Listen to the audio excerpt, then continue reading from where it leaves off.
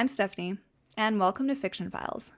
This is the playlist where I talk about all things writing, and today I'm going to be talking about 10 important elements of a story.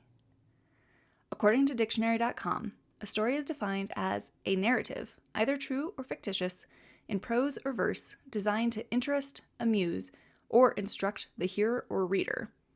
A tale.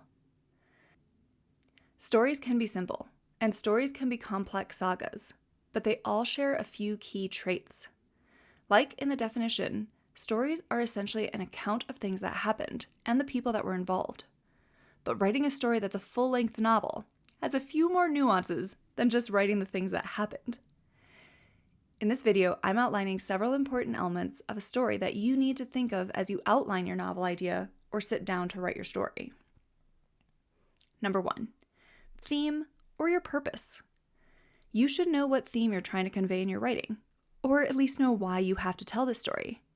This doesn't mean that you have to broadcast the theme and have your characters spell it out for your readers, but your readers should close the book feeling satisfied and having felt a connection with the story and or the characters. The story has to mean something, whether it's about love, family, identity, fate versus free will, power, redemption, forgiveness, hope, or any other number of things that are universal human truths. Number 2, your characters. Obviously, your story has to be shown through its characters and the actions they take. Even if you told a story about Mother Nature or the Earth, we'd personify things like the dirt, water, air, and trees, and so on, to identify with something or someone in the story. Your characters are important, but even more so are the changes they go through with their character arcs. As humans, we change. A lot. We are not static beings, and our characters shouldn't be either. They need to grow, change, and embrace who they are and recognize their flaws while trying to overcome them. They are human after all. They are not infallible. Number 3, the plot. Your plot is what happens around or to your characters. It's one of the most important elements of a story as it's the action and reaction. It's the results of the choices we see the characters make. One easy way to think of your plot is to think of how you would summarize your book to pitch the idea to someone to convince them to read it. There are several methods you can use to create your hook for your story that definitely explains your plot. The what if method. This method proposes you state your main plot as a what if question. What if you moved into a haunted house? What if you found out a parent was a serial killer? What if you faked your death to give your sibling enough money to pay their medical bills? There's also the logline method. Steal from our screenwriting friends and try the logline method that stacks key elements of the story. So, for example, the formula reads, when the inciting incident happens, a character must do their objective before the stakes arise. Let's take the what if haunted house question from above and apply the logline method. When Tori feels the presence of her deceased brother in her new home, this recluse must uncover his unfinished business to free his spirit before he becomes a destructive poltergeist. It's not fantastic, but it's a start, and it outlines at the highest level what we can expect to happen in the story. Beyond the main plot of your story, you should have subplots that support the main one, but also show us different parts of the world of your story and different sides of the key characters. Number 4, conflict. Our lives are not conflict-free, and as much as we would love them to be smooth sailing all the time, that's not what shapes us. Conflict does.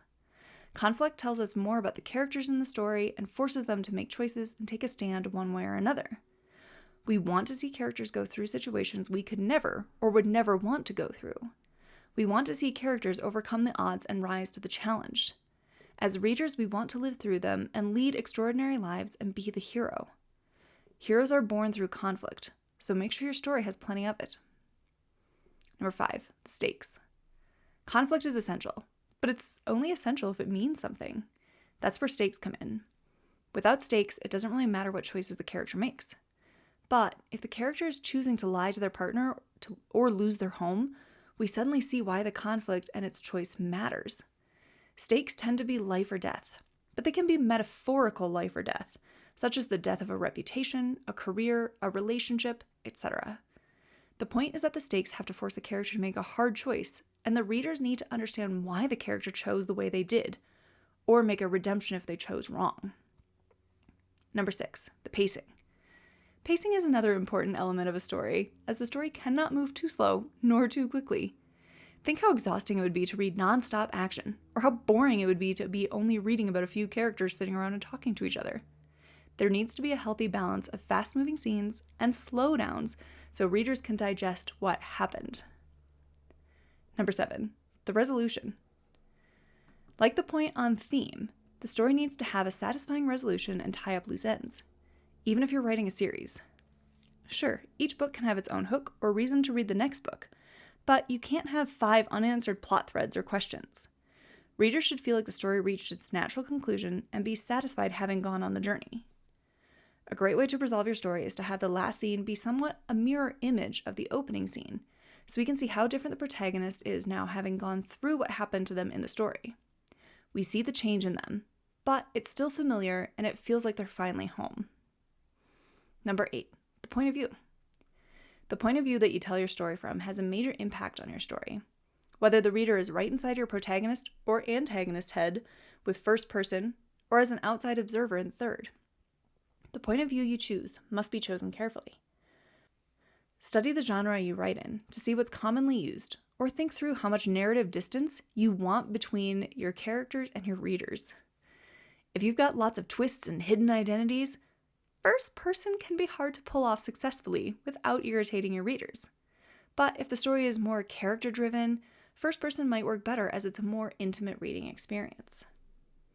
Number 9, your setting.